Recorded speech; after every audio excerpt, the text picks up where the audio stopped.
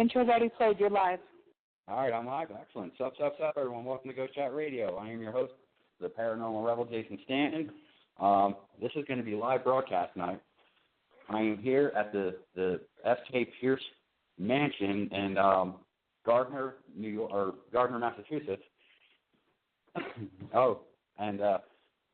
here with, I might as well say, Joni Mahan, author of Bones. We got excited because she just found porn on her laptop.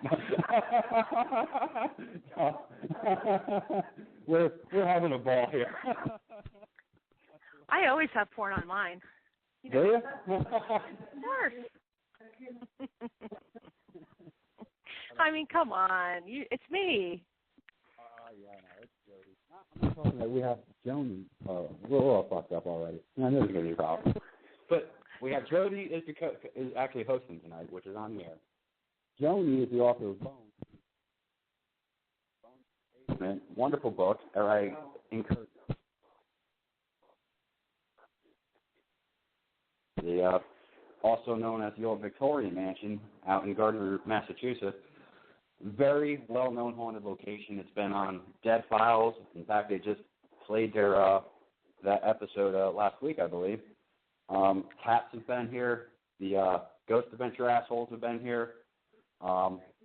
It's been filmed in other kind of documentaries. It's well known for a lot of bad, dark entities. And honestly, I can't wait to start investigating, which we're about ready to do in a moment. But who else do I have here tonight? I've got my man Gary. You've got Gary. Gary, how you doing, everybody? We have Gary here. Hi, Gary. How are you? And but we also have another guest. We have Dawn. Hayden is in the fucking house. From Dawn at Night. You know, I'm kind of pissed that I'm not there. No one invited me to this investigation. I wanted you to go. We would have. If you would have came, though, we would have gotten our freak on upstairs, and we would have never got investigating. It would have been all fucked up. I would have loved to come. I've seen this place on TV so many times. No one invited me, so I'm pissed. So there. But we're actually and I want to add that I'm going to drink a beat of beer the whole time I'm doing this broadcast. So. Yeah. You're going to be all fucked up. Exactly. Just so I can have fun. I got to have fun too, you know. Yeah. But Dawn isn't just a host of Dawn at Night, which is on Thursdays. She's also a psychic.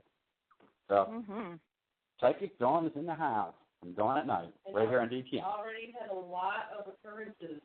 She's already felt some things. Yeah. Oh, it wasn't my piece. I swear to God, it wasn't. Oh, Dawn, I can't wait to hear all about it. We're going to. We're going to hear a lot about it. Oh, I know we are. Dawn and I are going to talk all about that. I can't wait. And hair extensions. Yes, totally. We're totally going to talk about that. But I'm actually about ready to take a walkie. We're going to go to some of the more notorious areas in the building right now and start our investigation. Yeah, I want a visual. I want to feel like I'm there. Take me there. Okay. Take her there. I'll take you somewhere. Yeah. I'll take you somewhere. You better get me there, Jason.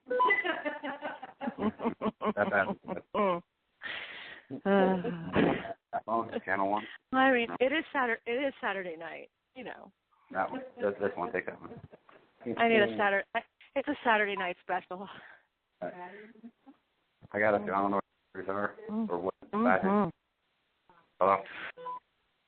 We're good. So we're actually going to go upstairs now and investigate. So while the investigators. Now, how many people do we have tonight on this investigation? We have 1, 2, 3, 4, 5. 1, 2, 3, 4. We have 6 people here, but a couple people are watching the monitor. Great. So we're okay. Awesome. Sounds like a good sized team and manageable. Great. Right here. Dawn's going to tell you what you felt right here. We're going up the first set of stairs, grand staircase, and when you get to the first landing, I sat for a while, and I saw, and this is how I refer to it, is I saw a lot of money got exchanged right here. There's a lot of ladies walking up, and right at this first landing, there was money. I saw money getting handed over.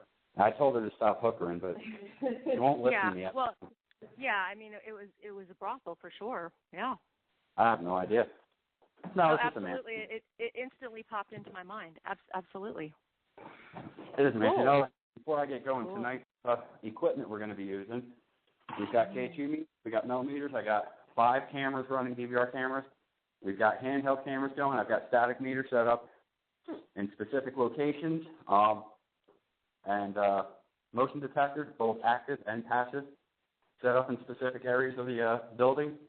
I've got dowsing rods downstairs if anyone wants to use them. I've got my trusty compass and, my cell phone because I'm on the air. Awesome. You've got a good setup going on. Now,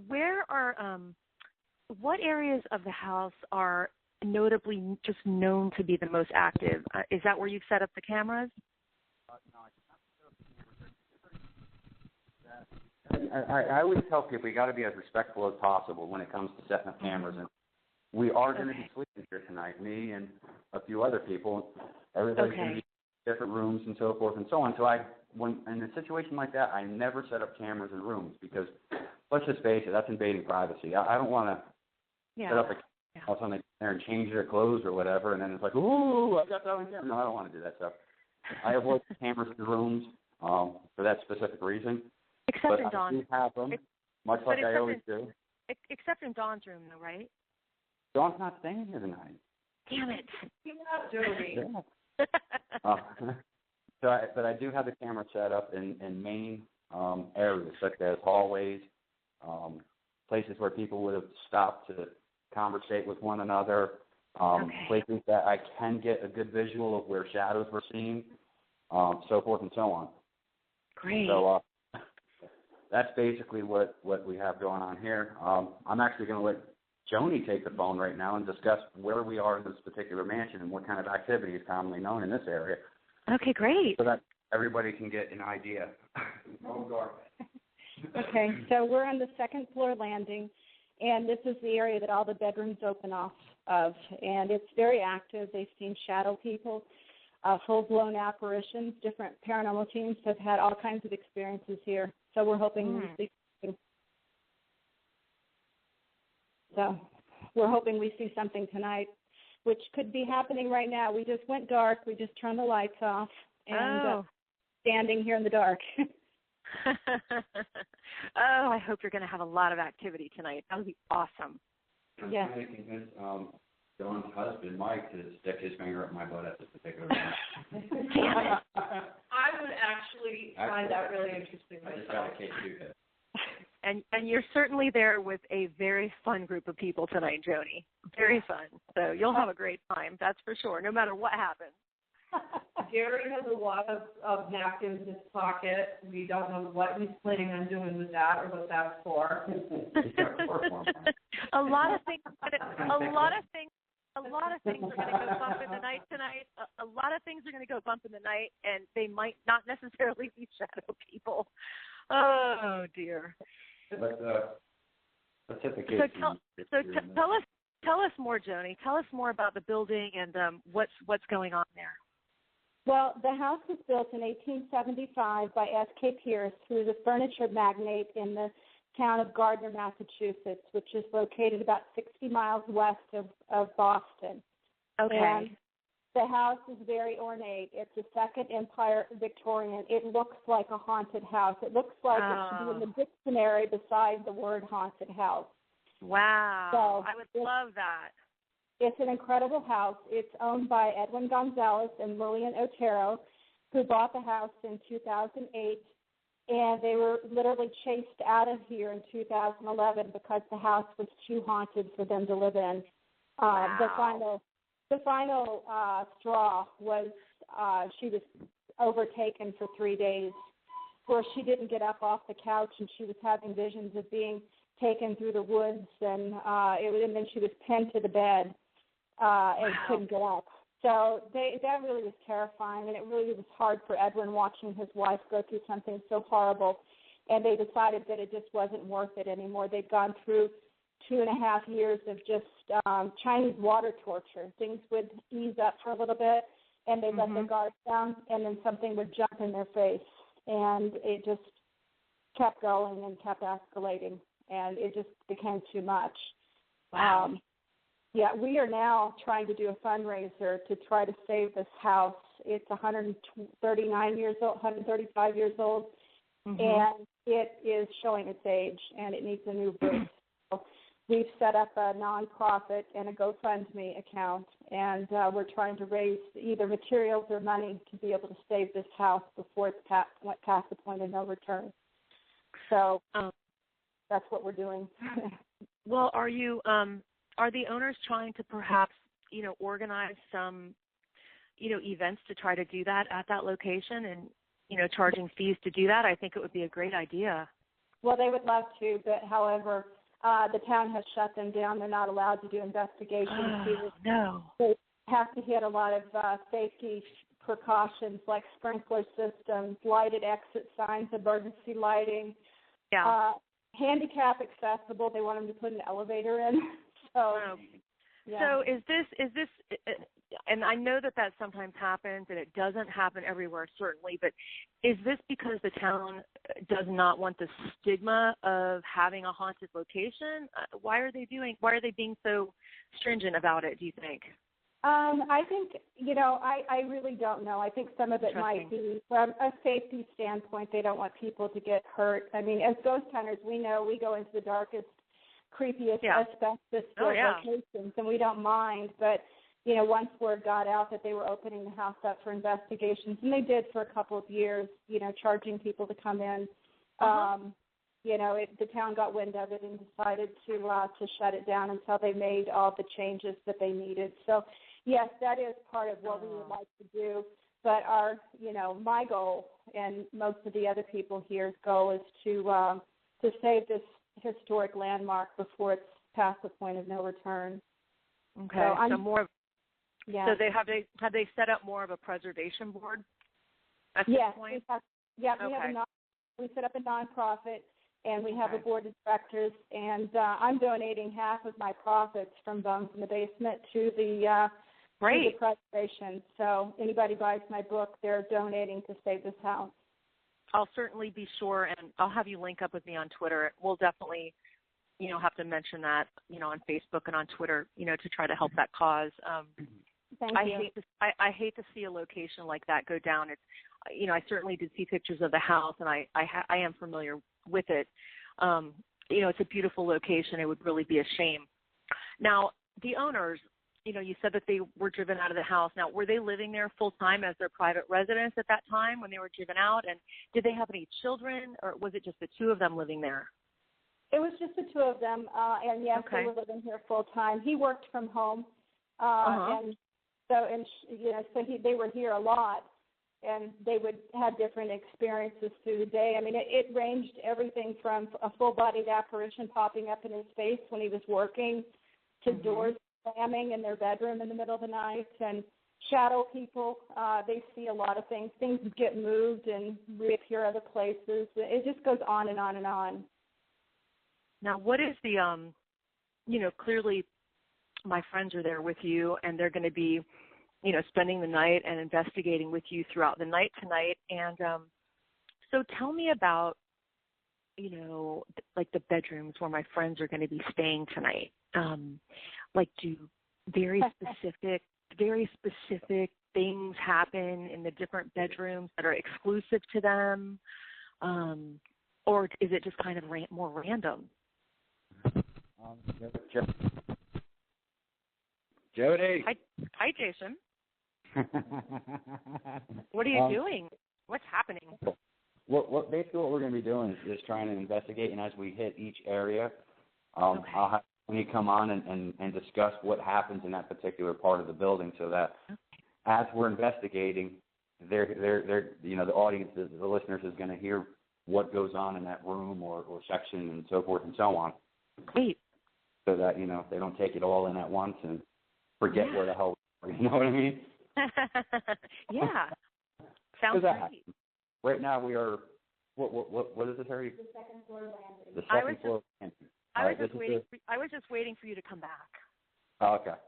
We're on the second floor landing right now. It's a pretty open area. I would say it's every bit of 20 feet long by, 8 feet wide roughly. It's a pretty big area. Claims of that Joni has told me they've seen shadows, right? Shadows. Mm-hmm. By the stairs, one bedroom off to the side. Okay. See shadows coming in and out of that room, right? Mm-hmm. In that room. And you hear noises as well. No. What kind of noises? A lot of footsteps and just odd, strange noises. So, okay. An apparition playing here. So we're going to sit down now, do an EVP session, and hopefully we hear something. We've got Mike, which is Dawn's husband, sitting. He's got the real-time recorder going on right now. So we'll take it away and we'll see what we can do as far as getting some kind of EVP to come out or a K2 hit. We have two K2 meters on the floor right now. So we'll see what happens. So, Dawn, I'm going to let you do this EVP. Okay, great. Is there anyone here with us right now that would like to come forward and talk to us?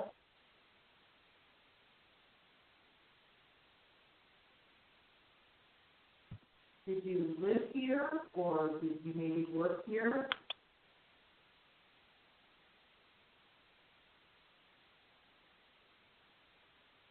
Can you tell me your name?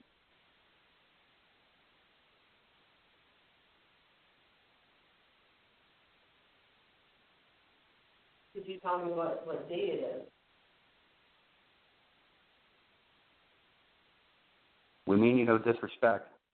I'm sure you've seen people like this many, many times coming in and out of these buildings, and from my understanding, you don't like those particular type of people. I know it's probably disrupting your everyday living habit, but I assure you we're trying to do it for the best possible reasons as possible. We know the town wants to probably destroy this building. We would hate to see that, and we're doing whatever we can to make sure that all of you, the spirits that are in this house, have a place to live. You hear that thump? That was downstairs.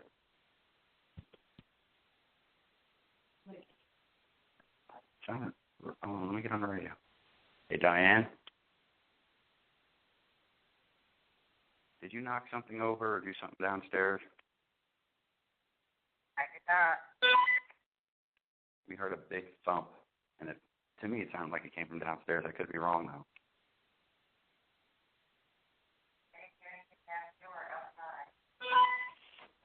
Okay. There's two devices over here, right here on the floor, one right next to me, one right in front of me. If there's anyone here, you can show us. You go over, you just walk here, you see a little green light, and you can make the light flash. If you choose to come forward and just come near these little green lights on the floor, that would show us that, you were here. Is that you? That was Mike.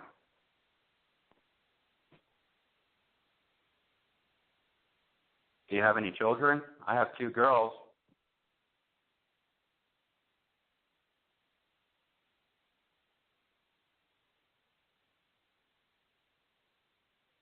Is there anything that you would like to tell us? Are you happy with what we're doing for the preservation of the house?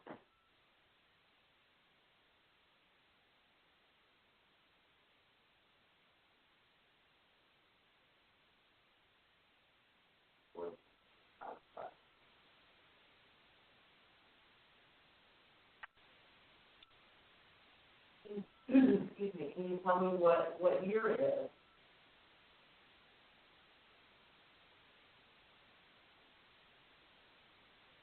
Would you like to have a beer with us? Maybe later? Talk about some chicks?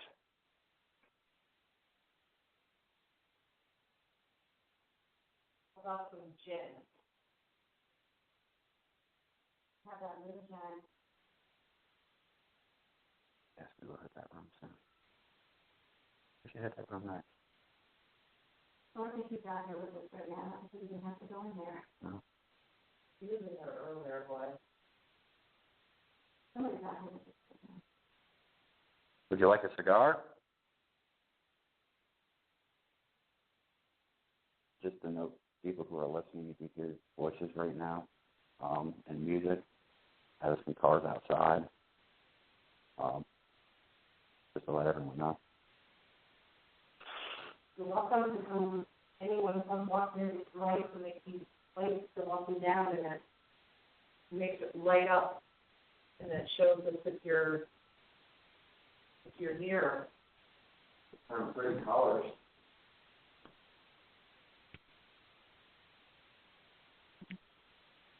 And one right here next to me.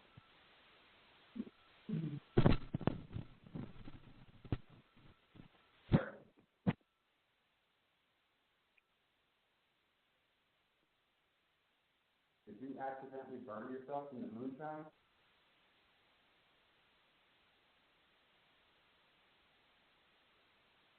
Can you give us a sign of your presence? Maybe knock on the wall, slam the door?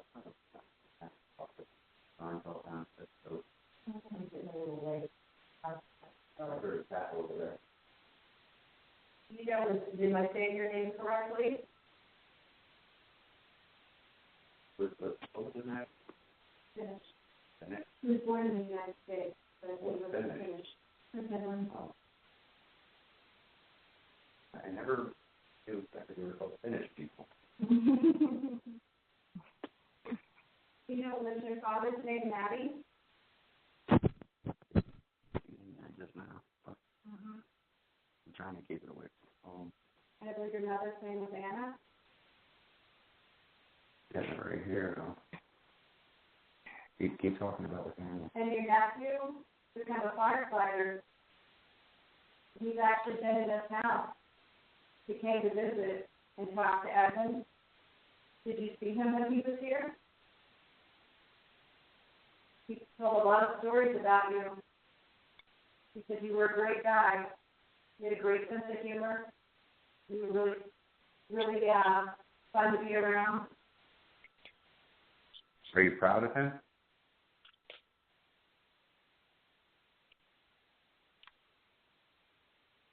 You know, did you know that we found your grave? Yeah, that K2 hit. Yeah. We found your grave and we went to visit it. We'll go back. Would you like us to go back and visit your grave again? Maybe we'll put flowers on it or a flag, because you were a veteran.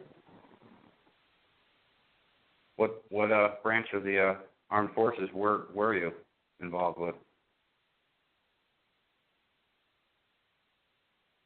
Were you in the Army? The Navy? Were you in the Marines? I'm running out of ideas. Air Force. For the record, it was the Army. What? Yeah, I just believe they like you. Every time you talk, it goes off. Yeah. Maybe it's they know me here. They know me. I'm not for them. Yeah. Did you have a girlfriend? Any ladies you might have been interested in? Well, he had a kid, obviously. No, he didn't have any. Well, he didn't have any children? Okay. That was his nephew. Oh, okay. That's the plan. His nephew was a fireman. Okay. You know, were you here when your nephew got called here because the kids that broke into the house? The police were called and they found the kids and one of them was in the fetal position, said they were chased out of the house. For anyone just tuning in to this edition of Ghost Chat Radio, we are live with Jason Stanton in New York from the Pierce Victorian Mansion.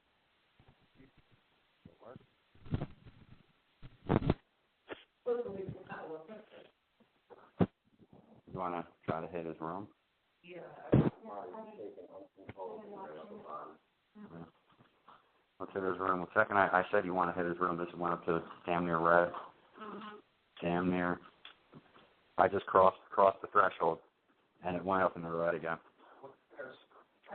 I will. What's up with his bed? They owners don't want anybody to sit on it either, but he doesn't like it when people sit on it. So if I were to sit on it, he might get a little upset with me. It might be taking us. I'd like to sit on it. I have a little light right here in your bed. I'm not going to sit on it. I don't want to upset you. Right, just sit off. And if you could make the lights right in my hand, the green lights go up and down, you're here. I mean, that would You're sitting almost in the exact same spot where he died. Really? Yeah, his dad was laid out this way. And Keep talking. It's going like K2's going. that's about where he died from smoking like second-degree burns. You know, was your death an accident? You know, I feel sorry that you had to die so sudden, the way you have. I wish, in all honesty, that you would have gotten the help that you needed to kick the habit of drinking a lot of moonshine, and I mean that in the most respectful way. I'm sure you had a lot to offer the family here, a lot of the members of society, and I feel bad. I wish that I could have sat down one day and maybe had a drink with you. were you very depressed, very sad?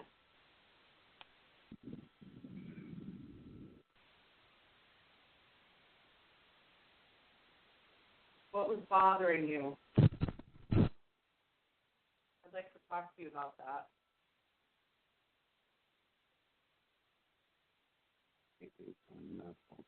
That's why we're here, just to kind of get your story. And I'd like to know something, actually. Do you find it disrespectful that I'm sitting in this location? If so, please make the lights go up, and I will move out of the seat. Yeah. As expected, I will move. Out of respect. You know, to remind me, is it okay for me to sit? Now, is that lights on your K2 going off, Jason? Yes. Okay. You know, make the lights go up. It's okay for us. So Joni's allowed to stay there. Do you not like me? What's not like? I know. I'm a nice, fun guy. You know, if I thought Maybe she's prettier than you. Probably. Joni's hot as hell. Mm-hmm. If there's nobody here, it would be on. Mhm.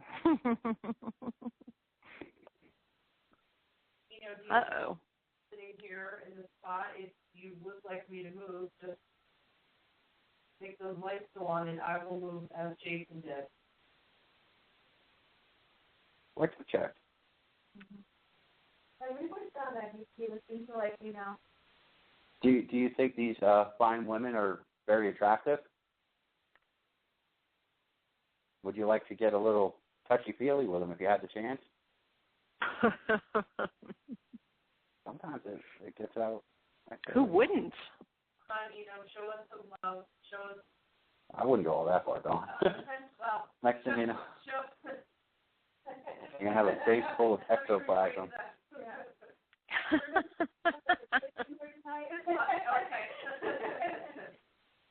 That could be a whole nother radio show. For those of you just tuning in tonight, we are live with Jason Stanton from the Pierce Mansion in New York, where he is doing an investigation with his team at this very historic location.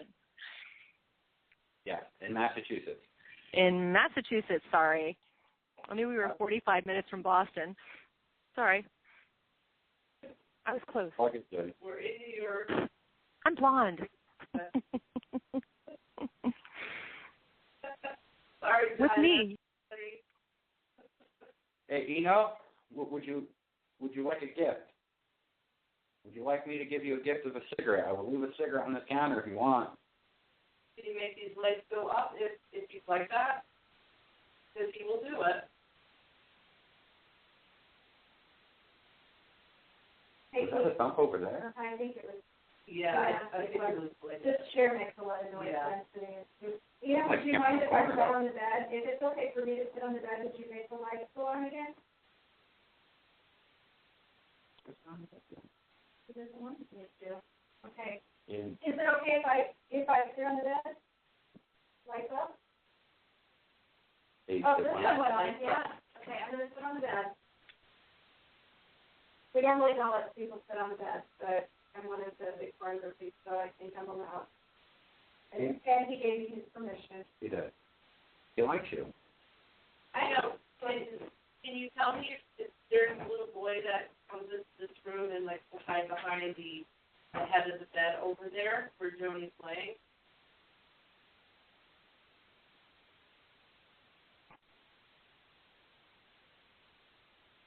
If you've ever seen this little boy, could you make those lights flash? That's a form of communication for us between you and us. I don't know, I keep hearing something in this small room back here. Now, what room are you in now, Jason? We're in E-Notes, or Enosh, or Enoch, or E-Notes, bedroom. Okay, so we're in a bedroom. Okay. It's the master bedroom. We are in the master bedroom with Jason.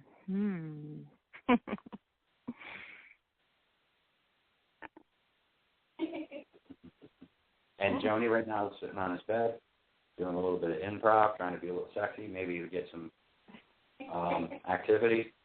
I have found, and Jason knows how I feel about this, that I think within respect, a lot of sexual energy or it does bring out it activity. does bring out a lot. Yeah, I'm just laying on the bed. I think the listeners want pictures. I'm not saying anything. But I'm just stating, in my personal experiences, it really has brought out a lot of extra energy and activity. You know, Like that. You know, can you tell me what brand cigar was your favorite cigar?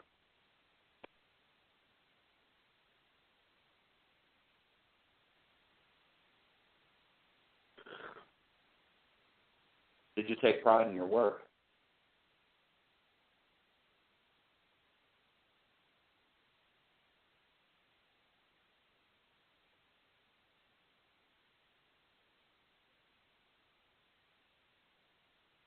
You know, were you the one that slammed the bedroom doors when Edwin and Lily moved here? Yeah. The lights just flipped. Oh, they went all the way to orange. Nice. Okay.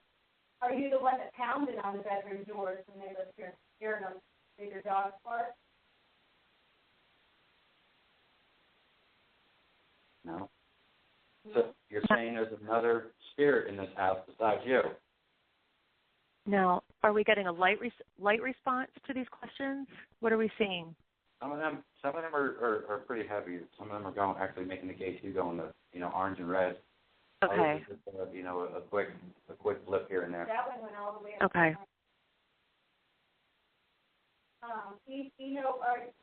Are you the one they would see in the hallway walking around at night?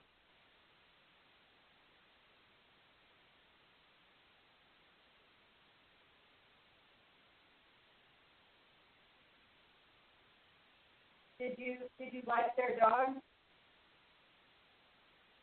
Or did you like making their dog bark? You kind of teased their dogs a little bit, didn't you?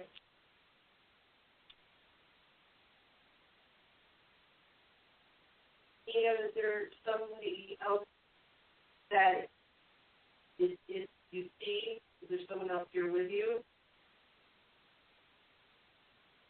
Or do you feel very alone where you are? I just got a touch on my ankle. That's fine. Yeah. I like you. I mean, if it runs up the side. Well, it's dark in here. How would I know if it's you? It's like Gary brought a lot of tissues. This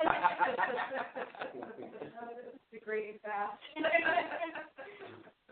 Peter, do you enjoy our sense of humor? Do you wish I'm sure. Do you want us to relax on the sexual innuendos? You might think we're funny. Eva, would you like us to leave this room? You could make this light up right in front of me if you'd like us to leave. we've kind of worn you out. You want us to leave? Bang on the wall.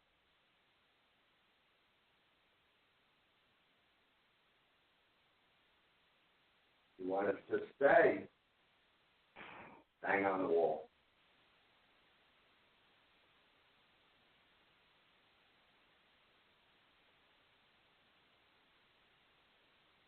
Are you still okay with me sitting here and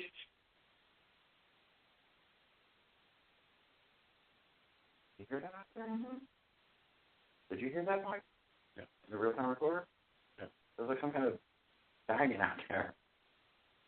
Almost like on the stairwell, it sounded like. Is that working right? What's happening? Phone covered up. What's happening? Had it down between your legs, man. Hey now. I like it. All right, let me see. I just heard another knock over here by the fireplace. Hello? Hello? This ain't working. That's why. What's happening? We all fell down the mine shaft. Nothing really. Yeah. But for some reason, my real-time recorder isn't working. Mind if I take this out into the hall and I'll go out here and... Hello? Hello? No, it wasn't on here. It might be the headphones. Uh-oh. Out of the whole That's not good. No, they're working. You want my earbuds?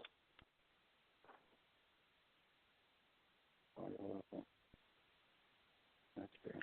Hello? Hello? It's working. The volume probably ain't up on it.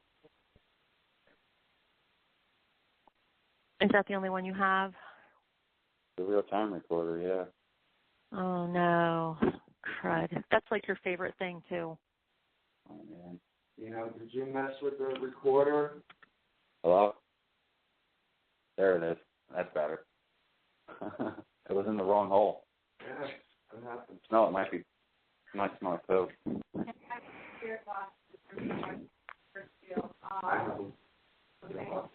They're very responsive to this house, especially on the third floor building.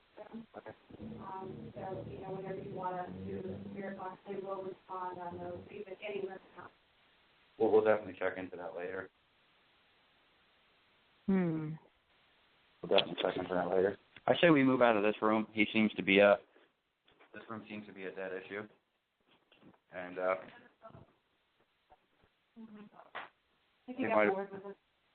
maybe he got a little. He was doing pretty good there for a while with the cake too. He might have used up all of his energy at that particular moment. And I wish I had an EM pump. I wish I brought one with me. I should say.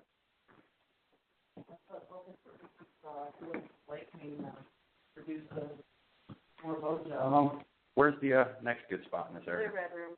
What room? The red room. That's that one. Mm-hmm. That's where.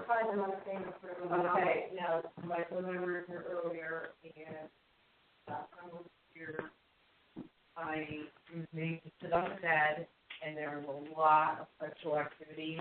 On the bed? Not in here, and this is the bed that shakes, right? Mm-hmm. All right. A lot.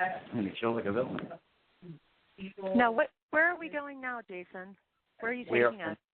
We are in the red room. I'm going to have Jodi discuss some of the things that happened in this room.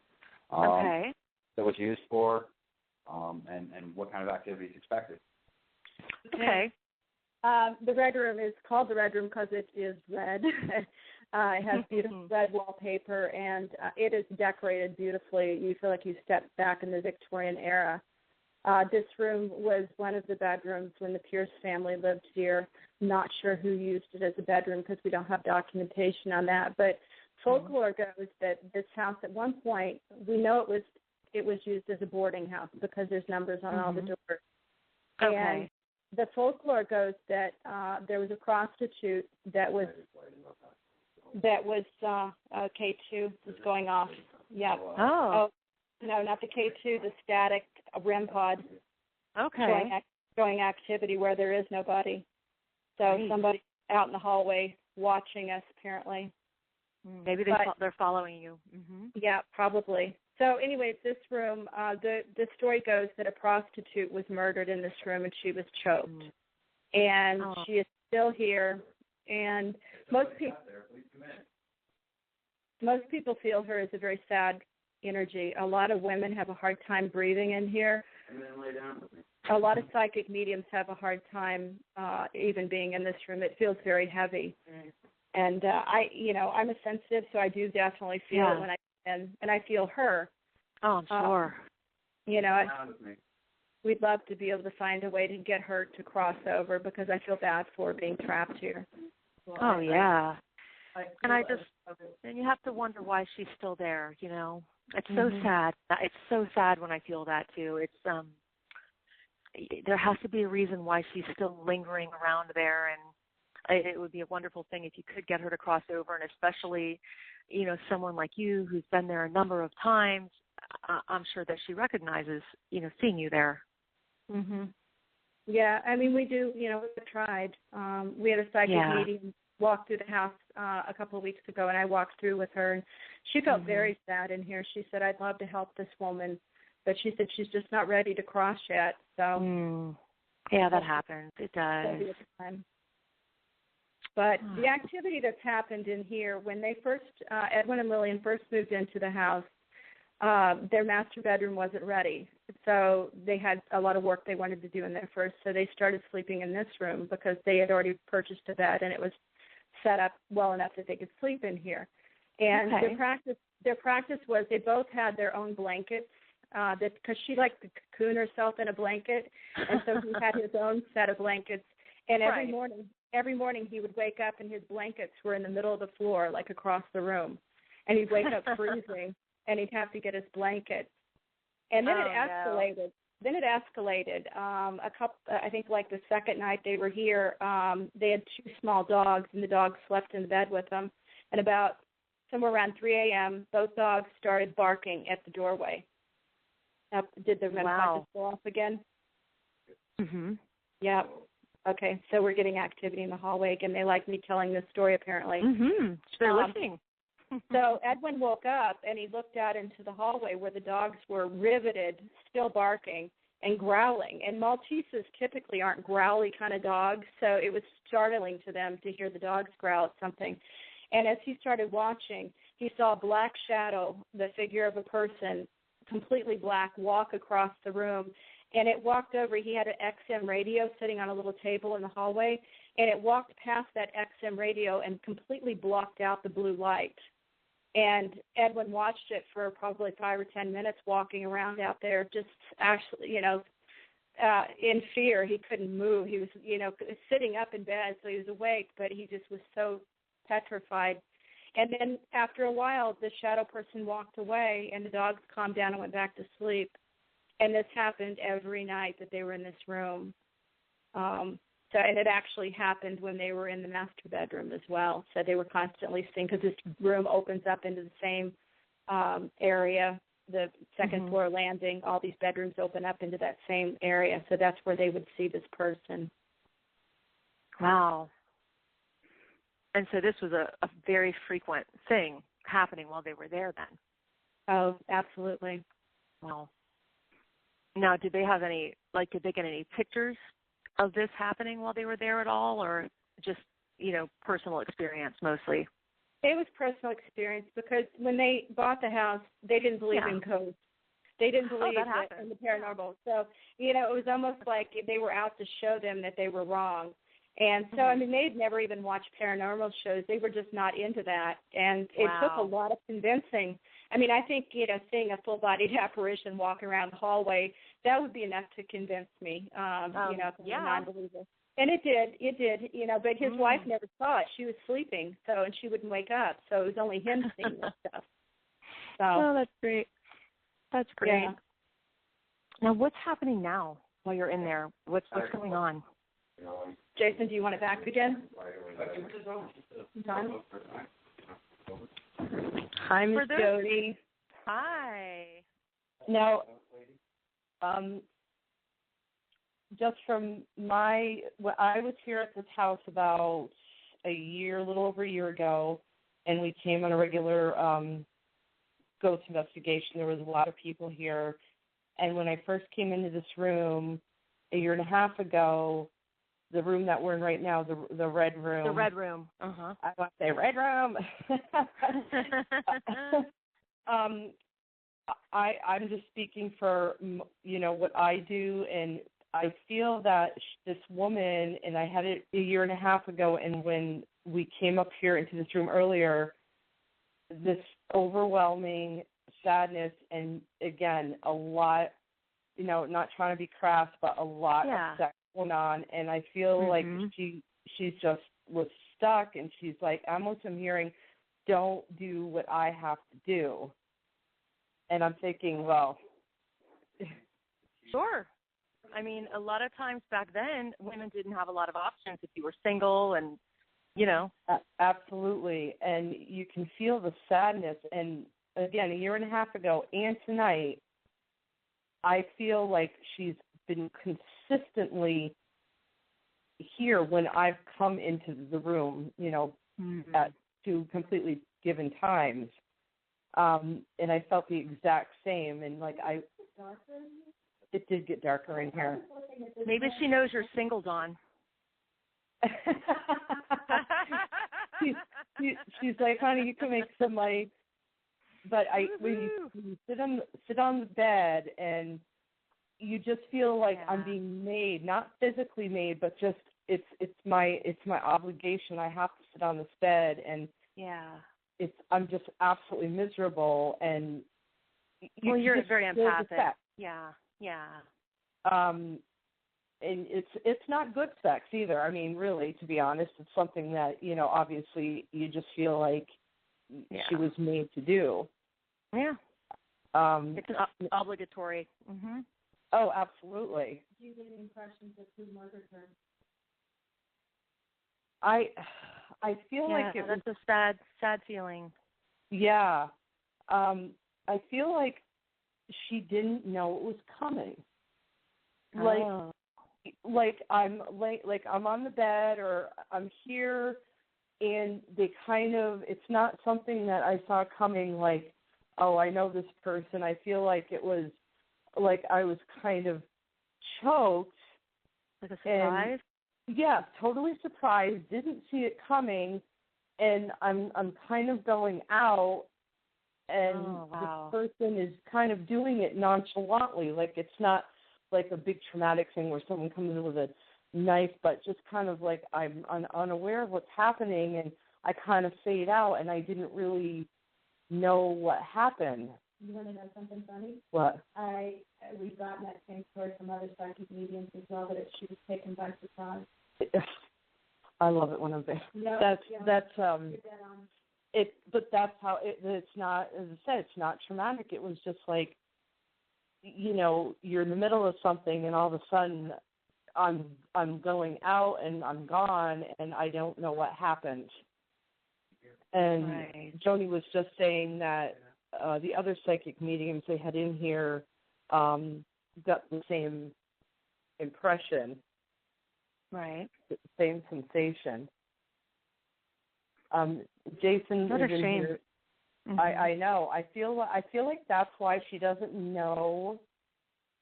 She's stuck in this bubble of sadness, and almost like she knows she's not living, but yet she's just stuck. It was so sudden, maybe, and I find a lot of times when people linger, it because it was so sudden when they died. Do you find that? Yeah, well, I feel like in her case it was so subtle that it was just almost kind of like going to sleep in a quick kind of way, and then this person just kind of was like left and walked out and just didn't give it any second thought. Well, because back then she was like the trash, really disposable. Sure, back at that time, she would have been treated like the trash, which is so sad, but it's true. Do you think that the person I told this woman is it premeditated? No. I don't know. I don't feel like it was premeditated. I feel like it was just. It might have even been a sexual thing. You know what I mean? Yeah, like maybe like a choking. Just like a fun sexual thing, and it went too far. Could have been.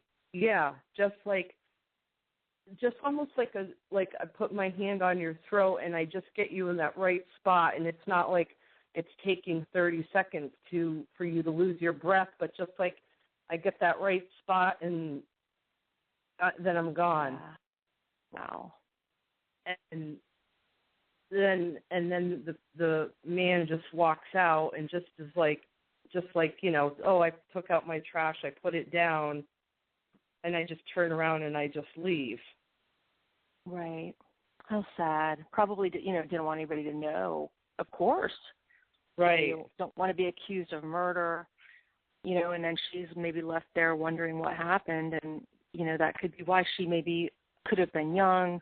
Maybe she didn't get to live her life fully, and that might be why she's sort of lingering around there, and that's just a shame. And how do we know how many sort of spirits are supposed to be sort of lingering around in that house?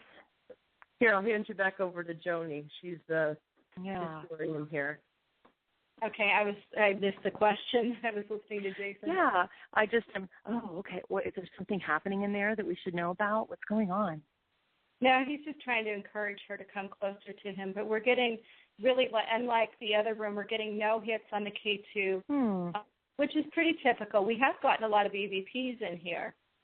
So we may still be capturing audio evidence, but she's not interacting with us. Yeah. Okay. She is. Yeah. Yeah. You might find that you have something later. It's possible something might turn up. And something interesting is the owners are hoping to one day make this into an inn. And if that ever happened, people could actually stay in this room. Wouldn't that be cool? Yeah, that would be really neat. That would be really, really neat.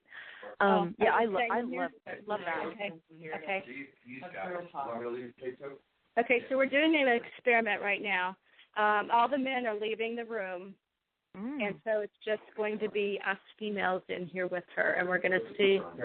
Yeah, maybe she'll be more comfortable with that. It's possible. That's a great idea. Yeah. Okay, I'm too close to the phone. It's going to light up. So I'll set this right here. Okay. Actually, you know what? I'll come sit on the bed next to you. Yeah. So we have two females in here. And are you more comfortable with just females in here versus with the males outside? Yep. We just had a hit. The lights went up to orange. Joni, tell us the name of the spirit that we're trying to get in touch with. We don't know her name. We don't. Okay. Now, as I did historical documentation for the book, I could find no female on the record that was a member that lived at this residence that died. Okay. That was unaccountable for. So I got the name, but again, I'm just speaking. When I was in here earlier, I got the name Melinda. It has an E-L, like not Linda, but like a Melinda, maybe even a Belinda, but something with a B, a E-L. Okay.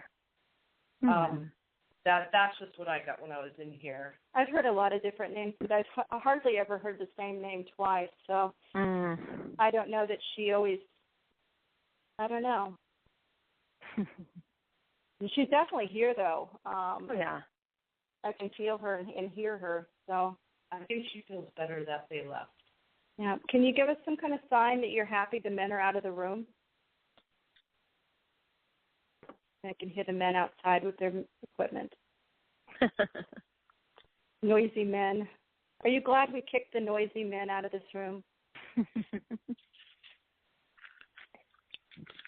Yeah, we're getting really no reaction at all, unless we're getting EVPs that we won't know about till later. Now, you guys are very sensitive, though, all of you that are in there. So how do you guys feel just sitting in there? Even though your equipment isn't picking up anything, do you guys have any particular feelings going on right now? Is there, you know what I mean? Is there a personal experience going on? I feel, for me, this room has been consistent. I feel very again, very sad and oppressed, but again, I just feel that I just don't know what to do. I am just so stuck. I just don't know what to do, and I'm stuck. And I'm just so sad and just so, like, I have no self-esteem. I'm just really low. Oh, wow. What about you, Jodi? I feel sad, too, and I just want to talk to the woman that's here for a second. There's no reason why you need to stay here. This is a place for the living, and there is a better place for you, and it's across the white light. And if you find that place, you can call to your relatives and ask them to pull you through, and it's a place where you'll find peace and salvation. You can leave this pain and sadness behind. No matter what you did on this earth, you're forgiven. You can go across. You're not prevented from going there, and nobody can stop you and tell you you can't go. So if you want to cross over and you want to go to where you'll find peace, please find it and go. I encourage you.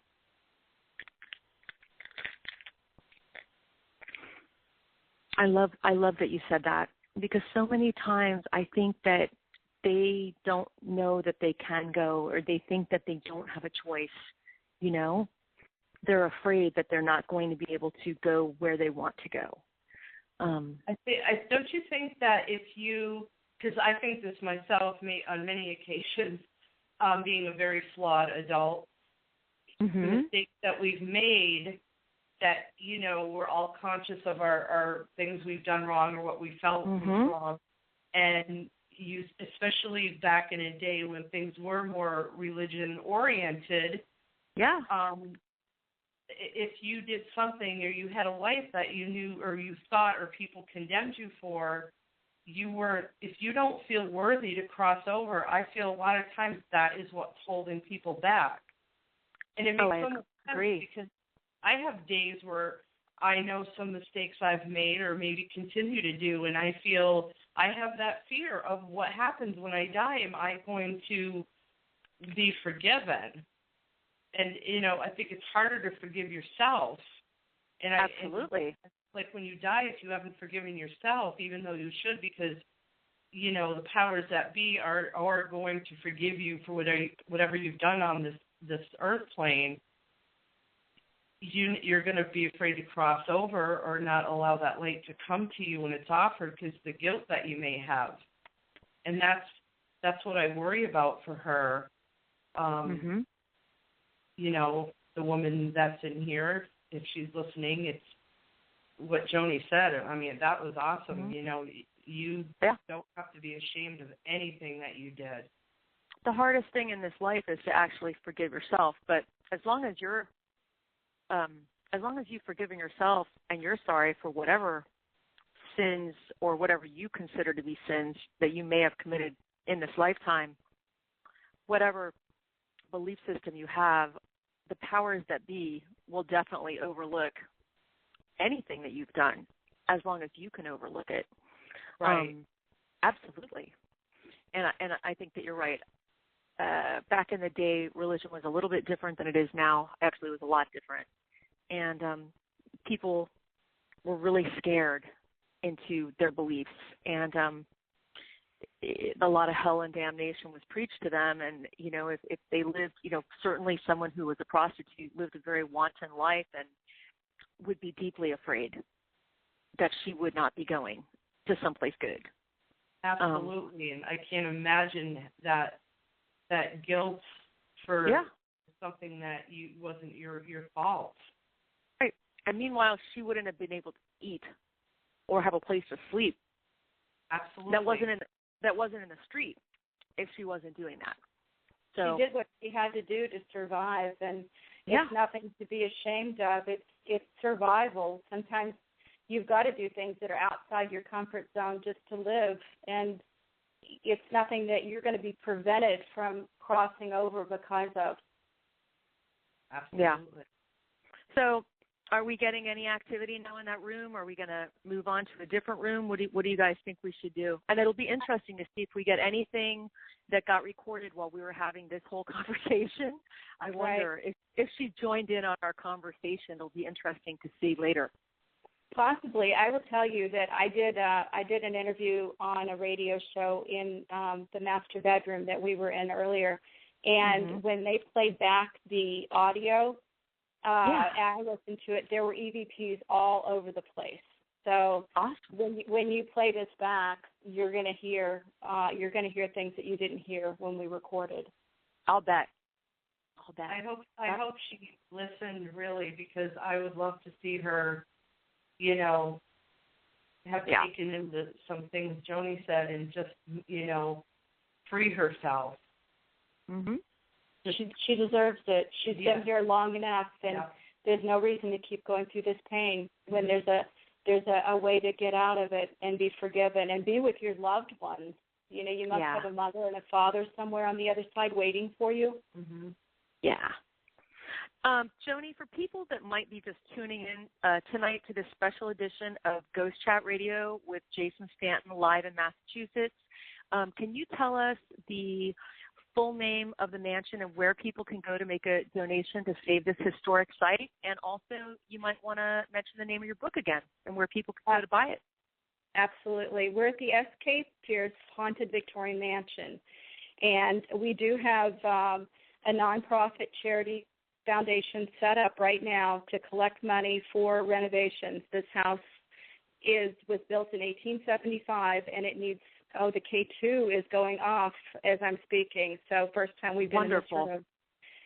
So we are trying to collect money right now desperately so that we can save this house. It may have 2 or 3 years left before it's past the point of no return, and we want to preserve this piece of history. It's a beautiful house, and it's full of so much, so many famous people visited here. Norman Rockwell was here. Calvin Coolidge was here. Minnesota Fats supposedly played pool here. P.T. Barnum was a friend of S.K. Wow. Pierce's. So this house has seen a lot of history, and it would be such a shame if it got torn down. If people are looking for the GoFundMe, I can post that on Jason's Facebook or on the Ghost Chat Facebook. Absolutely. Or people can find me on Facebook as well, Joni Mahan, and my book is Bones in the Basement, and it's available on Amazon.com in both ebook, which has a lot of links to a ton of EVPs that were collected by not only me but other people, and it also has links to videos of some really amazing captures that people have gotten here. So I also interviewed probably 24 investigators, psychics, and as well as Lillian and Edwin and the caretaker of the house and witnesses, and told their story in this book as well. So definitely it's gotten a lot of really good reviews, and it's very well received, and half of my profits are being donated for the renovations of this house. So if you buy my book, you're donating money. Oh, that's amazing. That's great, really great, Joni. And come on, everybody, let's try to save this amazing piece of history. They're no longer able to, just be open to do investigations and, get money that way. But we are live tonight with Jason Stanton and the team broadcasting for you. Jason and some of the people will be spending the night tonight there as well, hopefully getting some amazing paranormal evidence. So definitely we're all going to hear a lot more about that in the next few days, I'm sure. And, of course, this is Jodi Smith, the Paranormal Diva, your host tonight for this amazing investigation. So I guess are we still getting hits on the K2 or no? What's happening? We're walking out of the Red Room, and I have no idea where Jason went. So they disappeared. I think I see a light from the 3rd floor, so they may be up there. Well, we are with Joni and Dawn moving through the pitch darkness in the Victorian Mansion, seeking out Jason and Gary, and I think Mike. Yeah. Hi, Jason. So. I think what we're going to wind up doing is a commercial break, so we can enjoy a cigarette. Okay. And maybe. Great. Look at both of them. That's how we just did a little plug for Joni's book and, try to raise a little money for the house. And we did get a little hit on the K. Did a little hit on the K2 back there in the Red Room. That's what we want. We want to help save the building and keep it going because it truly is just a beautiful, beautiful structure. Yeah, and we'll post that link on the Chat Radio fan page, I'm sure. Yeah. Oh, definitely. We'll have to. All right, so okay. Let's cut to a commercial. If you guys can contact Denny and let him know, and we'll go from there. What do you want me to do with Denny? You have to tell him to go cut the commercial. Oh, there's no chat room open. I don't know how to do that. Facebook. Oh, okay. Yeah, commercial, guys. Okay.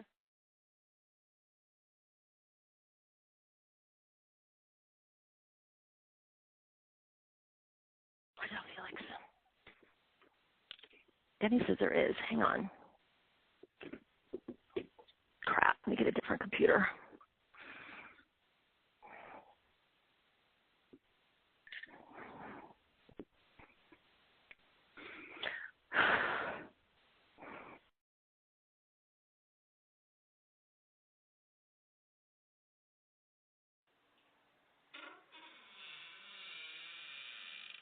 Hello?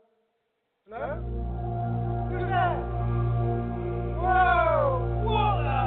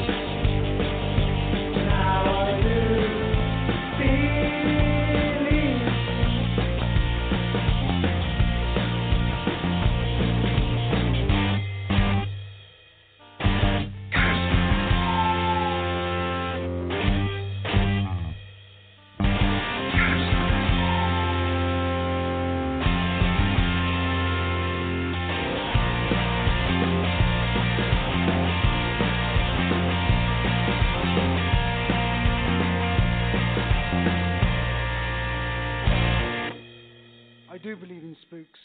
I do believe in spooks. Hello? Hello?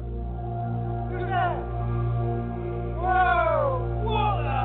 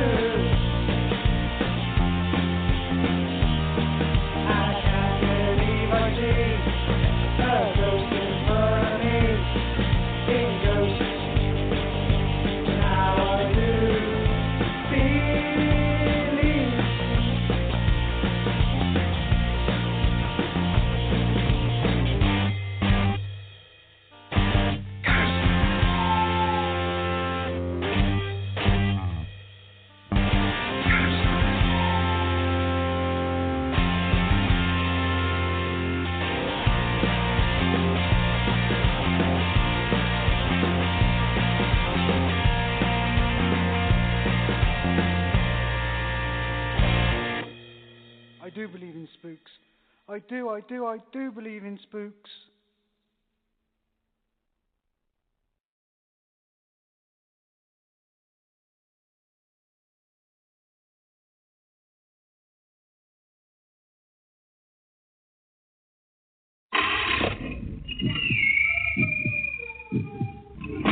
Rolling Hills Asylum. Located in East Bethany, New York, just minutes between two major airports, Rolling Hills Asylum is a hotbed of paranormal activity. They have been featured on Travel Channel's Ghost Adventures, Paranormal Challenge, as well as Sci-Fi Channel's Ghost Hunters. Rolling Hills Asylum has been named the #2 most haunted location in the United States by HauntedNorthAmerica.com. The property was established on January 1st, 1827, as the county poor farm. Throughout the years, it is operated as a poor farm, infirmary, orphanage, tuberculosis hospital, nursing home, and more. Past residents and inmates consist of widows, orphans, physically disabled, mentally unstable, murderers, and more. Over 1,700 bodies are buried in unmarked graves, and hundreds more deaths went undocumented.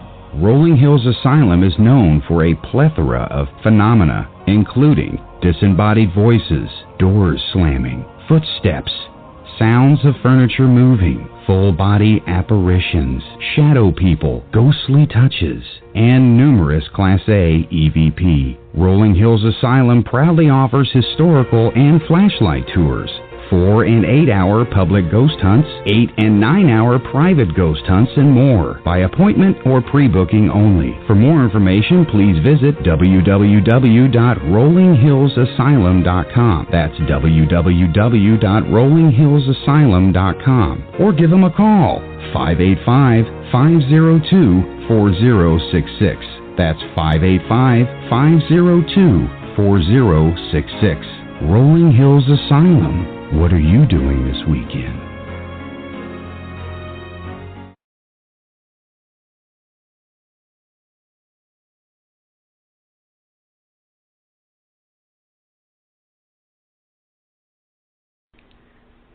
The historical Fort William Henry Conference Center and Resort is a proud sponsor of DTM Wicked Radio. If you're looking for a relaxing getaway, the historical Fort William Henry Resort and Conference Center is your destination. Come enjoy the beautiful mountains, the gorgeous lake, and everything Lake George has to offer in upstate New York, right off the Adirondack Mountains. For reservations, you can go to www.fortwilliamhenry.com or call 1-800-234-0267. The Fort William Henry Resort and Conference Center is your destination for the perfect getaway.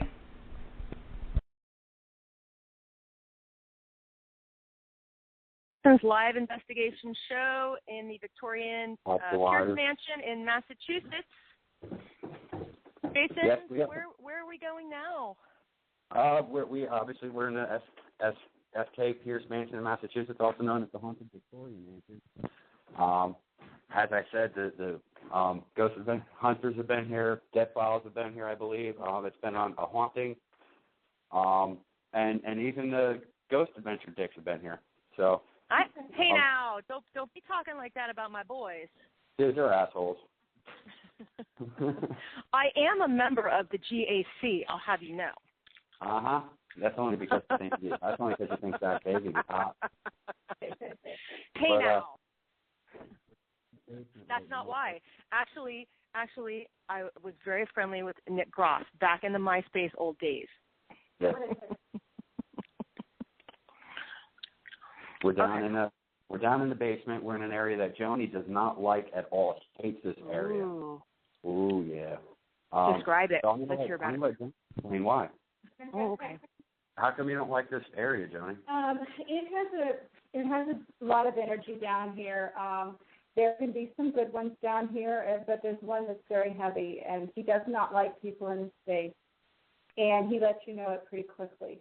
And I'm sure that the psychic mediums in the group will be feeling him shortly because he surrounds you with dark energy. Okay. And it's like a black cloud. If you have all your lights turned off, when he's here and he wants his back to surround you. Okay. And you can't even see light through it.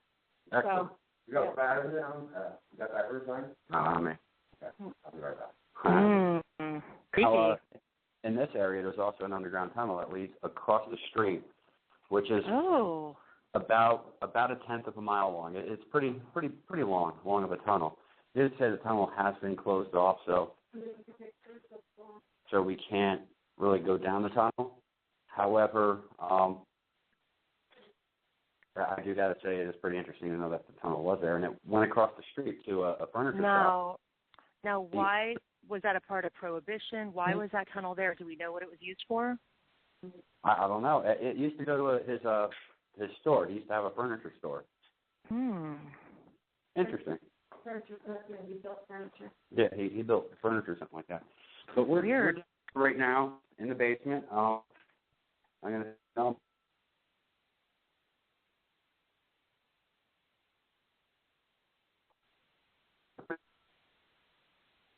Okay, I just lost Jason. He's cut out for a second there. I'm sure he'll be back. I'm here. Oh, there you are. Oh. Okay. Hello? I got you. I can hear you. You can hear me? Yeah, no, I can hear you now. We can all hear you. You can hear me now? Yes, we can. Okay.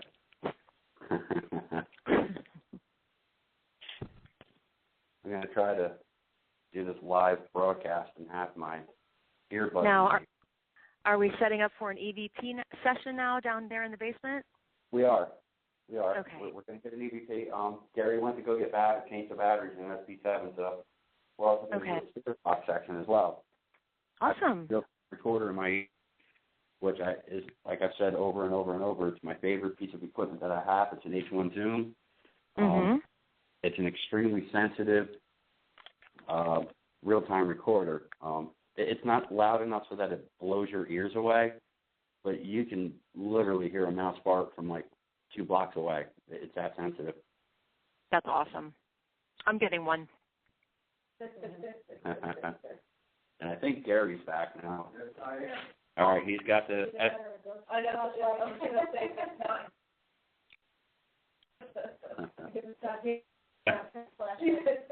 We're gonna have a ghost box section.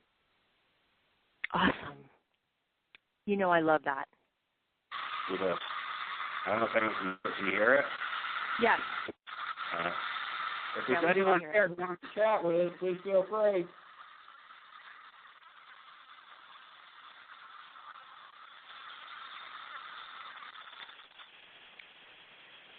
One of the guests would like you to ask what year it is. I see.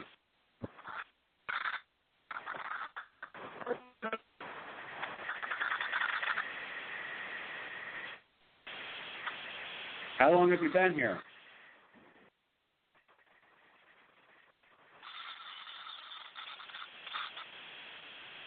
What year is it?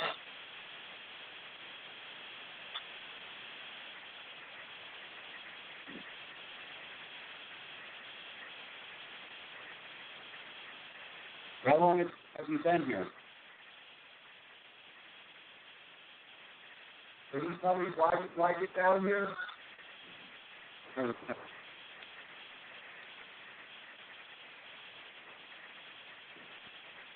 You a male or a female?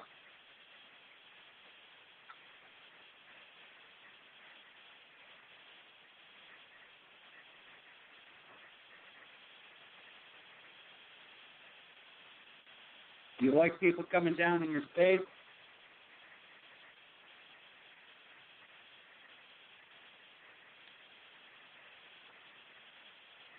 You like children.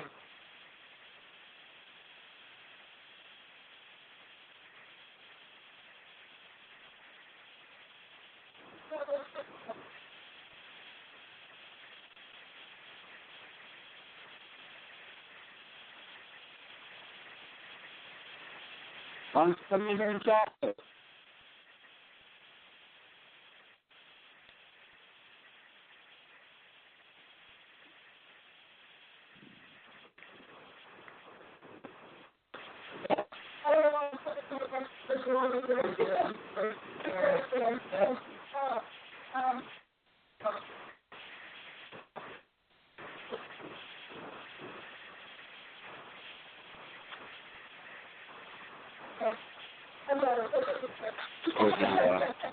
Right now, Joni's feels that Can you tell me the name of this house? someone's standing outside of the room that we're in.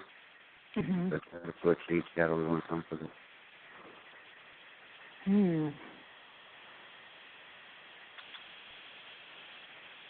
What year did you die?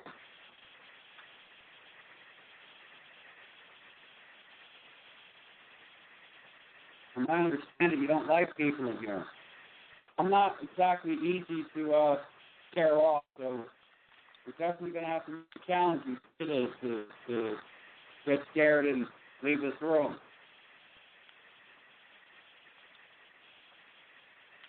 They say you shroud this area with blackness. Is that true?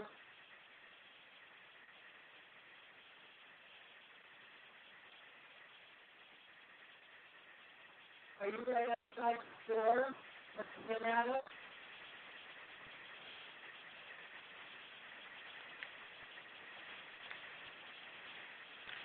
Are we in your space right now?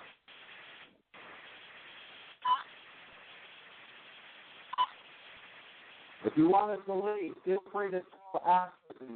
And we're happy to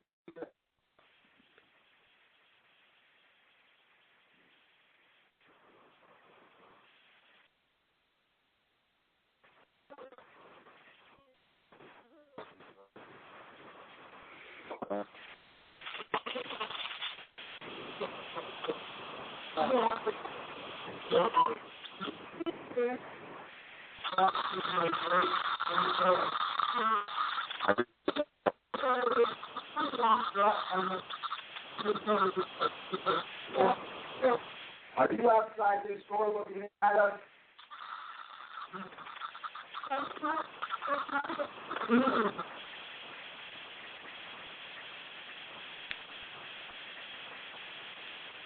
All you have to do is ask us to leave nicely, and we will leave. We will have no problems getting out of your space.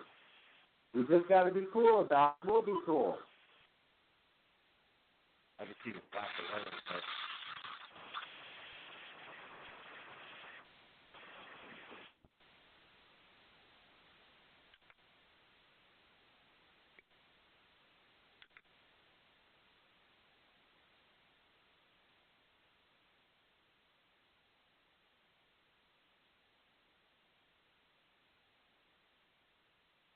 Jason, are you still there? I think he dropped. Yeah, I think he did too.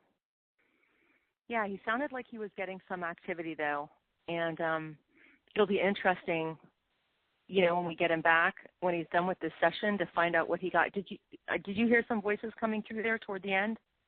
I heard it just in that room, and I heard it. Oh, here he is. He's calling back right now. Oh, good. Okay.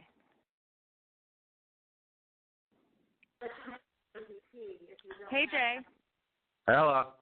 It sounded like you were getting some voices sort of through the SB7 toward the end there. What was going on?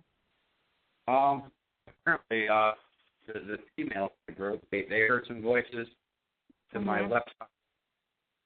They heard voices over there. They kept feeling or sensing that there was someone standing outside of the door staring in at us. I did kind of, not provoked, but I did stand on the ground and said, look, I'm not afraid of you. If you want me here, you're gonna have to be cool, and that was when I lost connection. Yeah, one of the guests said you sounded a little bit like a cop there in the chat room. Yeah, you got a little. You sounded like you were getting a little. Not mean with them, but you were pretty definite about what you were trying to say there, and yeah, you got cut off right after that for sure. And we heard that you guys were getting some communication in there, and we just couldn't understand it, but we just knew that you were going to tell us about it when you were finished with the session. That's all. Yeah. So that was interesting. And did you guys get some hits on your K2? What else was sort of happening while all that was going on? Well, I didn't bring the K2 down. I had the millimeter down. I haven't seen any hits on the millimeter. Interesting, because something was going on, that's for sure. Yeah, I looked at all. Something interesting happened down here, and yeah, that area right now. So we're hoping it happens. You backed out a little bit. Wait, are you at this doorway? K2 hit. We'll have to see how that cleans up, on the recording afterwards. Are you intimidated by all of us being in here at once?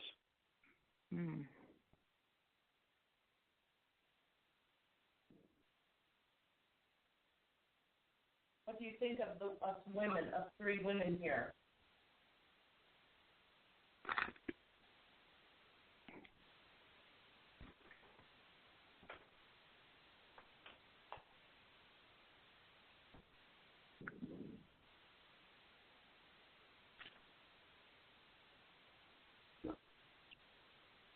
Do you like us being in here?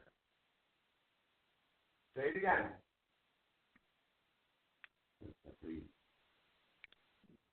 You want us to leave?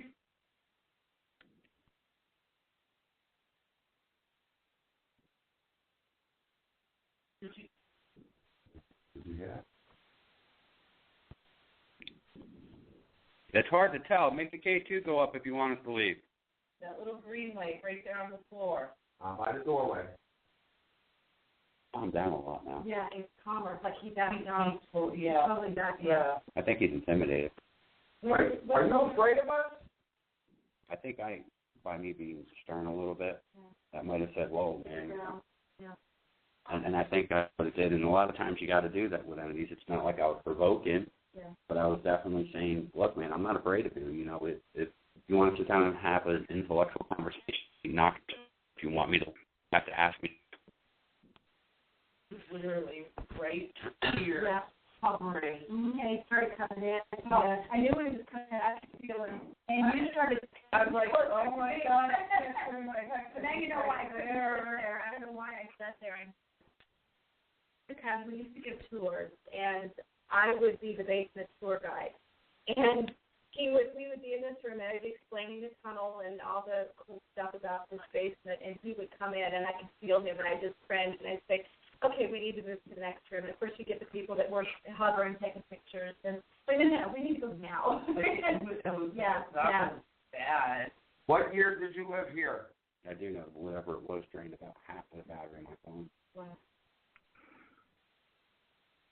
I'm down to like 20% now. Did you call us a bunch of bitches? I thought I heard a no. Do you like the females in this room with you? Do you know any of our names?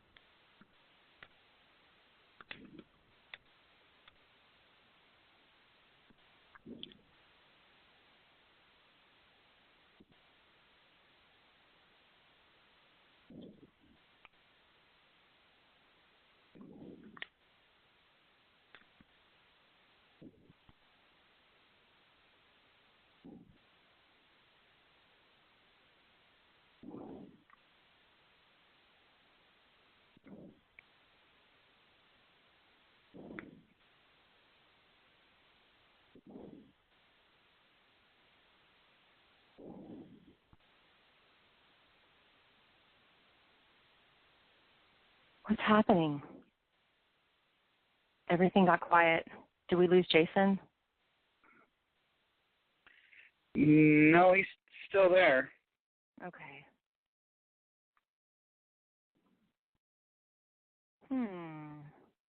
He just sounded like he was breathing heavy for a second there. All right. Well, for those listeners just tuning in, we are live tonight with Jason and his investigation team out in Massachusetts at the very haunted and very historic Pierce Mansion, which has been featured on many television shows. The Ghost Adventurers team has investigated there. It's been on A Haunting, Dead Files, and many more, known for having massive activity. We're doing a live investigation for about another half an hour, and it will be available on podcast if you missed the first hour tonight, and I'm sure that Jason will be right back, but we've been listening to some EVP sessions from that location and getting a little bit of really interesting history as well. So stay with us and stay tuned, and Jason and the team will be right back. And, of course, it's Jodi, the Paranormal Diva, your host for this evening. And hopefully they will be right back. So you won't have to just listen to me or ramble on. And if you can, feel free to join us in the chat room at dtmwickedradio.com. We would love to see you there. Absolutely. It's fun. So you're on commercial, Jodi. And I would have loved to go to that location. I absolutely love Victorian mansions. I mean, they are just incredible and beautiful. I love to see how they're furnished. I love it when they keep them as original as possible.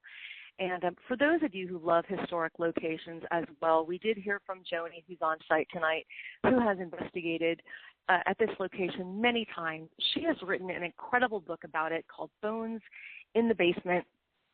We will definitely have a link to purchase her book on the Ghost Chat Radio fan page. It is also available on Amazon, but there is a nonprofit historic preservation organization that has been set up this site. Unfortunately, the town will no longer allow the owners who have owned this building since 2008 to do paranormal cons and fundraisers, that are paranormal, via investigations to raise money.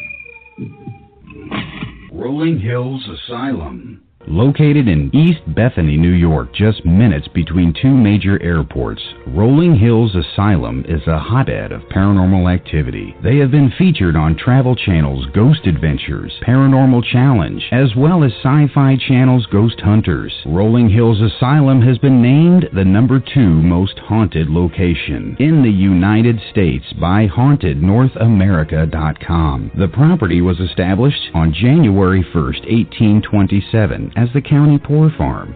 Throughout the years, it has operated as a poor farm, infirmary, orphanage, tuberculosis hospital, nursing home, and more. Past residents and inmates consist of widows, orphans, physically disabled, mentally unstable, murderers, and more. Over 1,700 bodies are buried in unmarked graves, and hundreds more deaths went undocumented.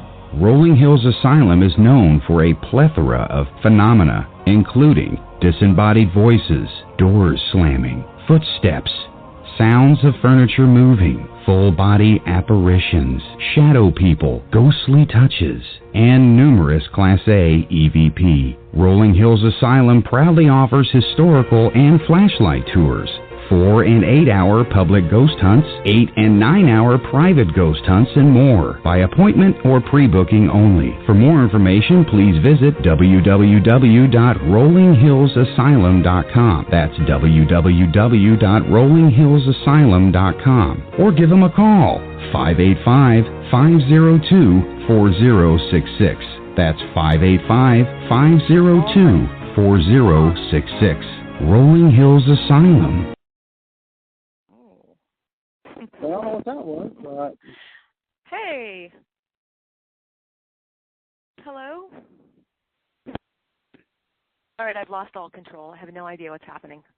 Oh, no, you're fine. You're going loud. I was just trying. I had 3 numbers calling all at once, and one was Matt, one was Jodi, and somebody else. So I was like, it's crazy. Oh, my God. We are out of control tonight. It's okay.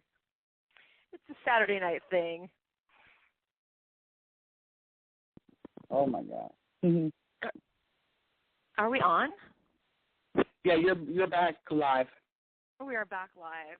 Well, thank you for joining us tonight, everyone. We are sorry that we are having some technical difficulties, but I promise when we get the evidence from tonight's investigation, it will definitely all be worth it. We've definitely had some activity tonight.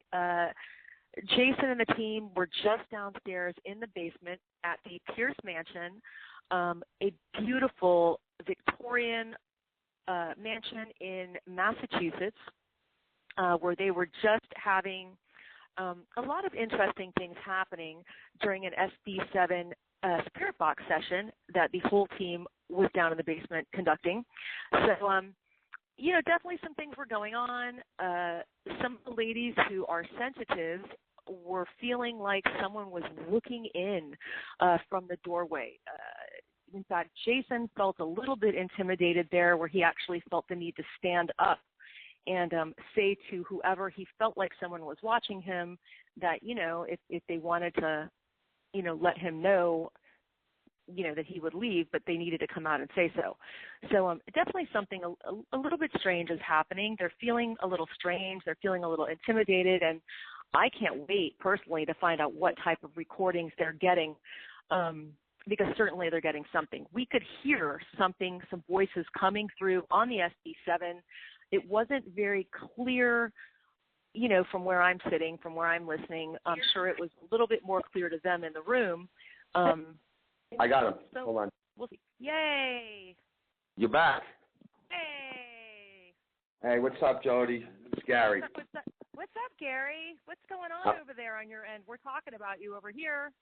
Well, what happened was the battery got drained on Jason's phone really quick. It died down, so we had to call on my phone.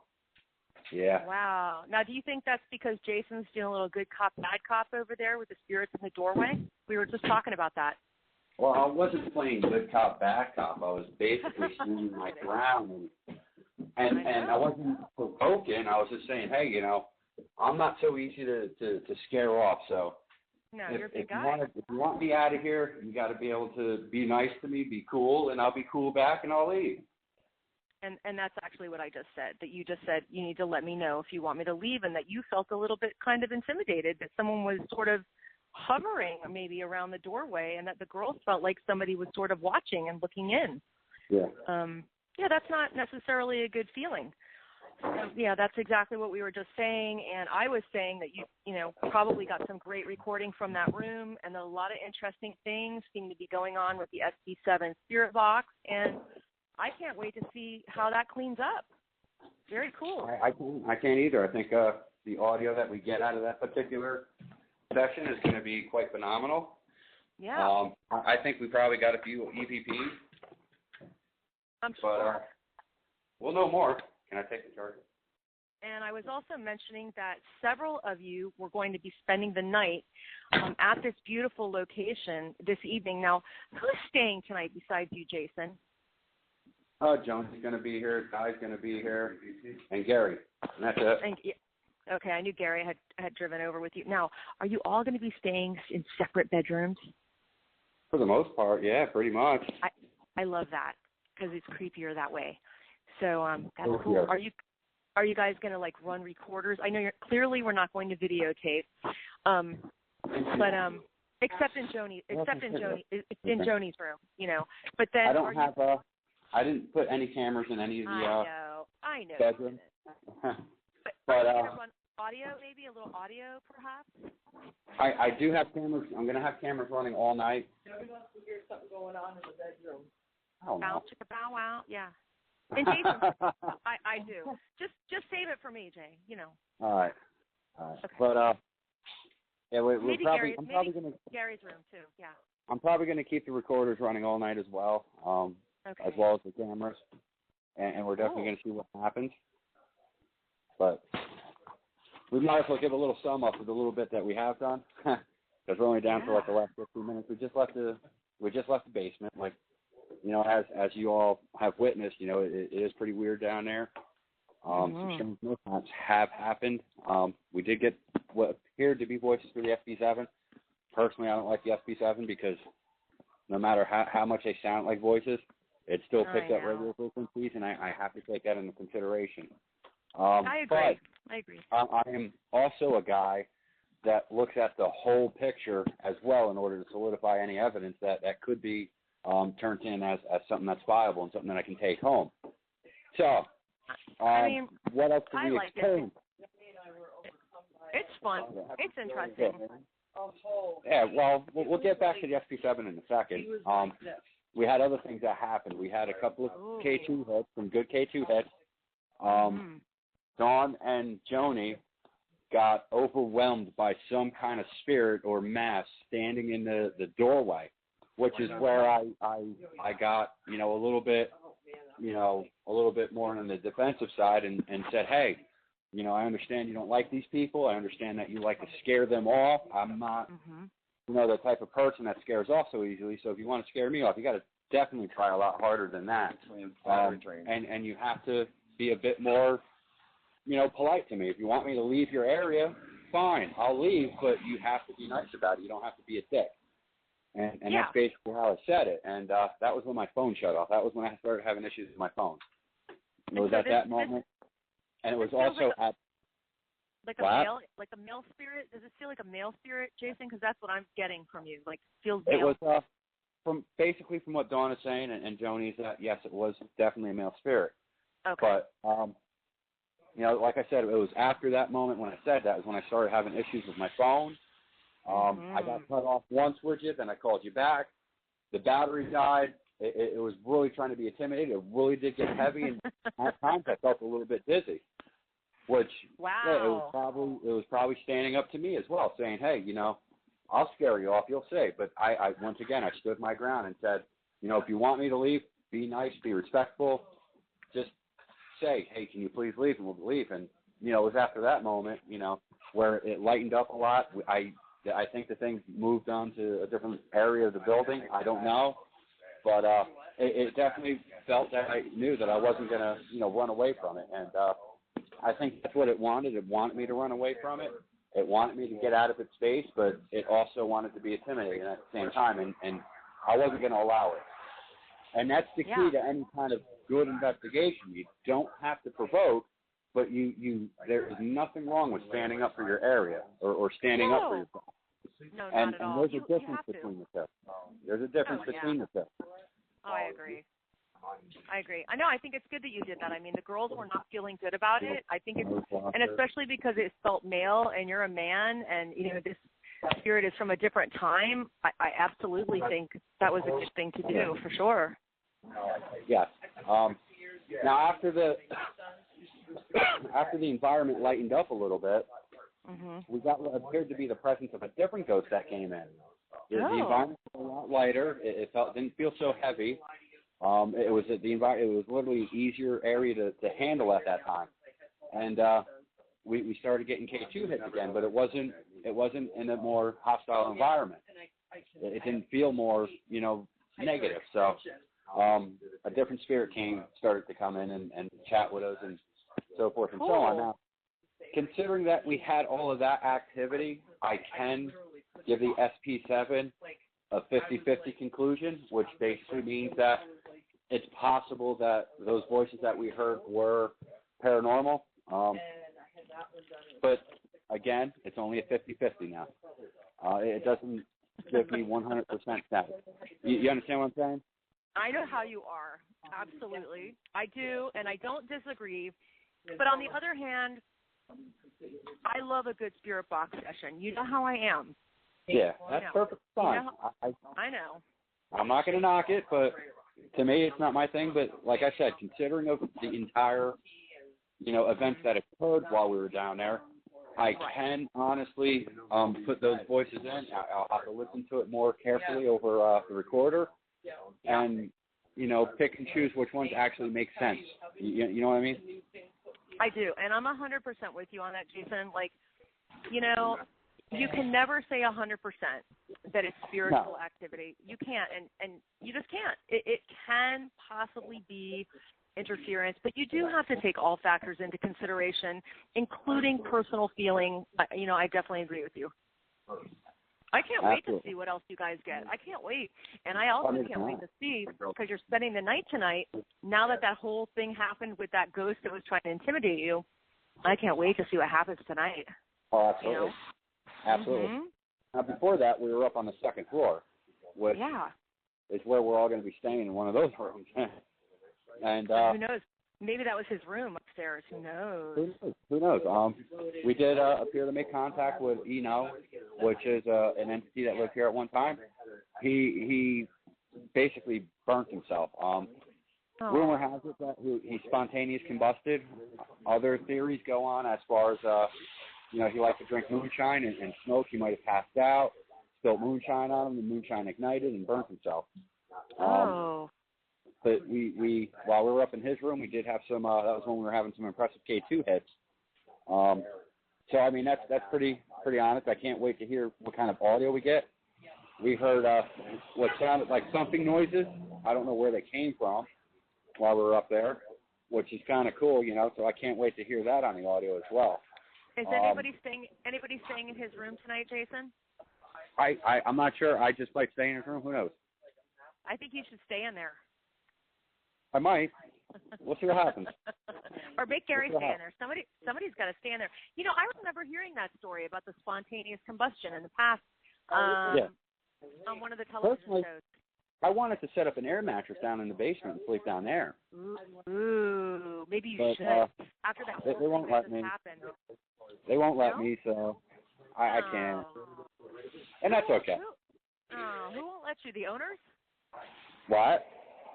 Who won't let you? The owners or the girls? Tony said that wouldn't be appropriate, so I can't sleep in the basement. Oh.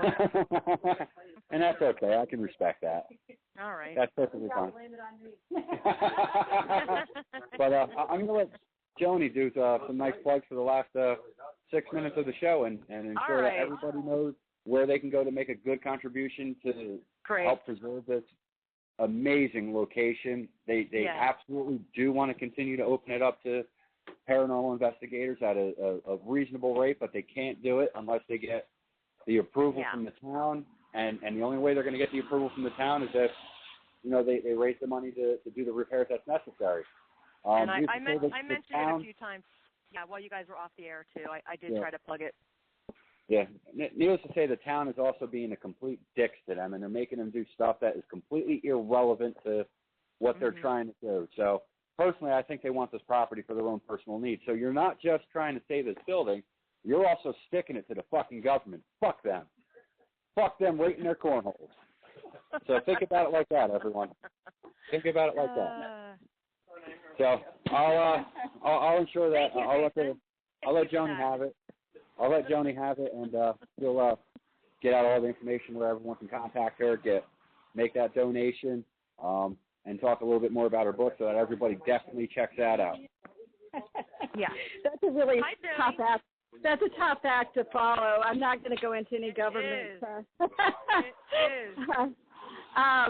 We are trying to raise money to fix the house, and people can donate on our GoFundMe, which they can find on the Haunted Victorian Mansions website, or also on their Facebook page, or on my Facebook page. And I think we also posted it on Jason's Facebook page, so we'll get that out there, and any amount helps.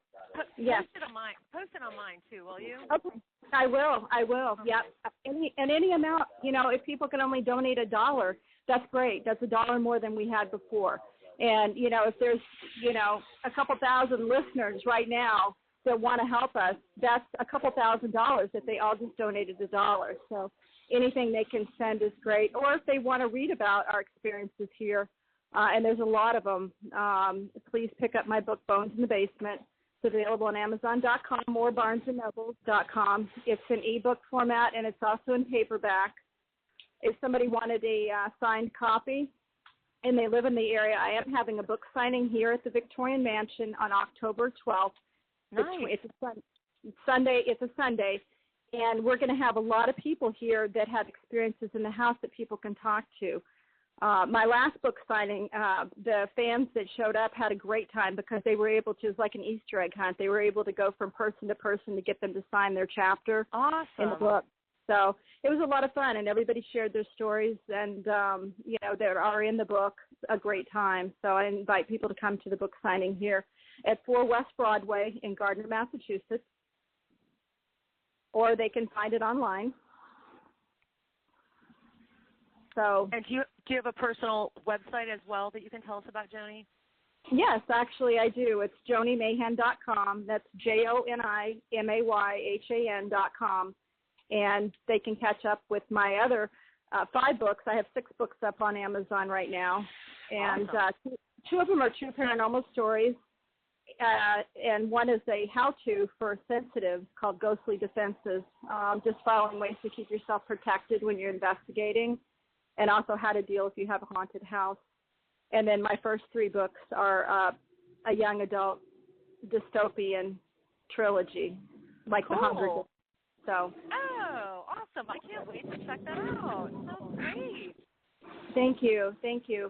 Well, we appreciate being on tonight, getting a chance to talk about this beautiful house. There's a lot of us that are very indebted to this house. It's brought a lot of people together, and a lot of friendships have formed. We've had a lot of great times here.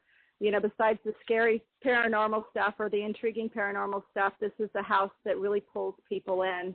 And I feel like it's really selected a lot of us to come in to help. I'm sure. And it certainly is just an incredible and beautiful historic location. And I certainly hope, I can't imagine that you won't be able to get a lot of donations.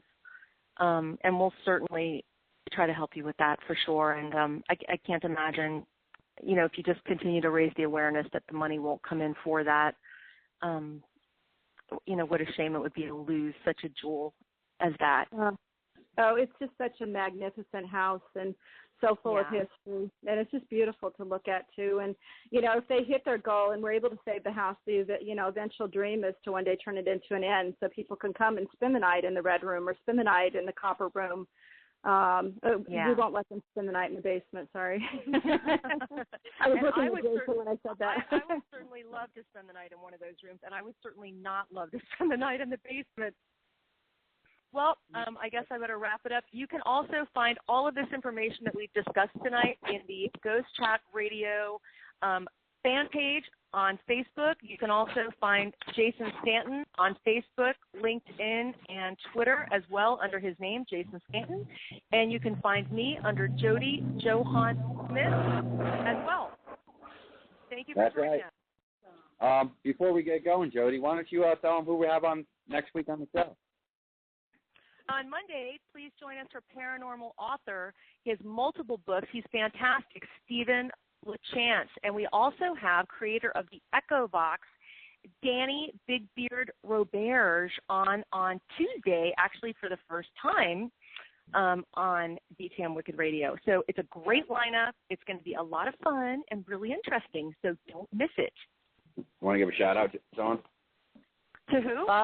Bye, Jodi. Bye. Bye, Jodi. Bye, Gary. Have fun. And I can't wait to hear all about it. Get creepy in there, you guys. Oh, you know it, baby. You know it. All right, I can't wait to hear all about it. Make recordings of Gary, too. Yeah, creepy. All right. Yeah. All right, everyone. Until next Monday, right here on DTM Wicked Radio. I will check you all out later. Good night, everybody. Thank you for joining us. Bye.